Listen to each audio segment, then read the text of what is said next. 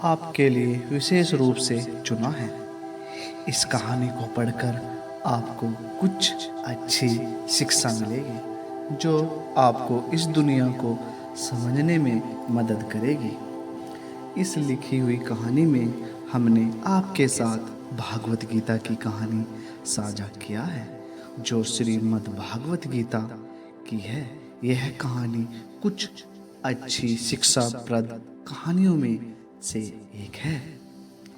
एक बार गांव में बूढ़ा अपने पोते के साथ रहता था। बूढ़ा रोज सुबह जल्दी उठकर भागवत गीता पढ़ने के लिए मेज पर बैठ जाता था। उनका पोता दादाजी का प्रशंसा करता था और अपने दादाजी जैसा बनना चाहता था। इसलिए पोता दादाजी की तरह सब कुछ करने की कोशिश करता था।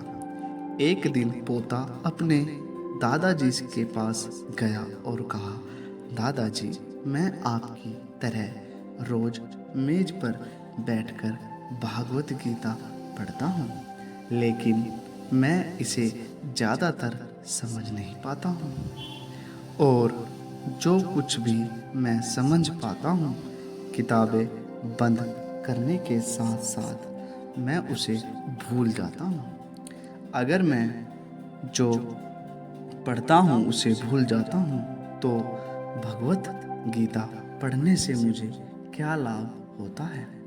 दादाजी एक कोयले की टोकरी पकड़े हुए थे।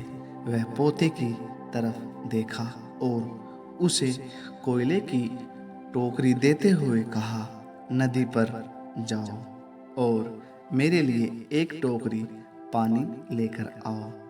दादाजी ने जैसा कहा लड़के ने वैसा किया, लेकिन जैसे ही वह घर पहुंचता है टोकरी का सारा पानी निकल जाता है।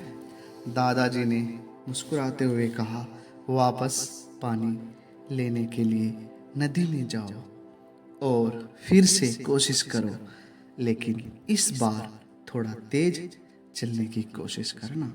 लड़का मान गया और इस बार नदी से पानी लेकर जल्दी घर पहुंचने के लिए तेज भागा।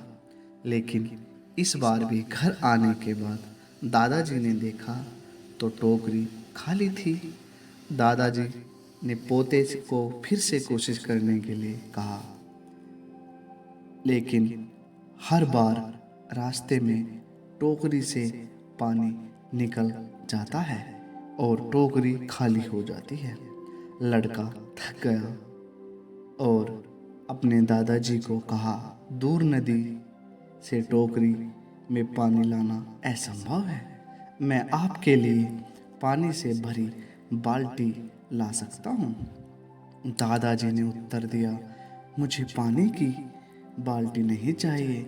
मैं चाहता हूँ तुम उस कोयले की टोकरी में से पानी हमारे लिए नदी से लेकर आओ और कोशिश करो। लड़का जानता था यह असंभव है, लेकिन उसने अपने दादाजी की बात मानी और फिर से कोशिश की। इस बार लड़का जितनी जल्दी हो सके दौड़ा, लेकिन फिर से टोकरी खाली थी।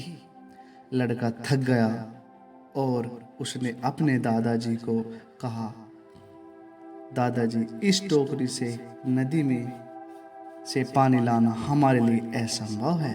दादाजी ने उत्तर दिया, तुमको लगता है कि यह असंभव है, लेकिन जरा टोकरी को देखो। लड़के ने टोकरी की ओर देखा कि टोकरी बहुत साफ सुथरी दिख रही थी। उसने देखा टोकरी से कोयले के सारे दाग हट गए। अब कोयले की टोकरी अंदर और बाहर से साफ हो गई थी। दादाजी ने कहा, तुमने देखा कि टोकरी अब सारे दाग मुक्त है। जब आप भागवत गीता पढ़ते हो तो ऐसे ही होता है।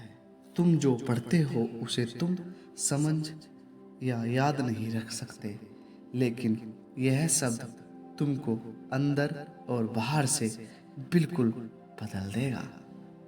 श्री राधे राधे।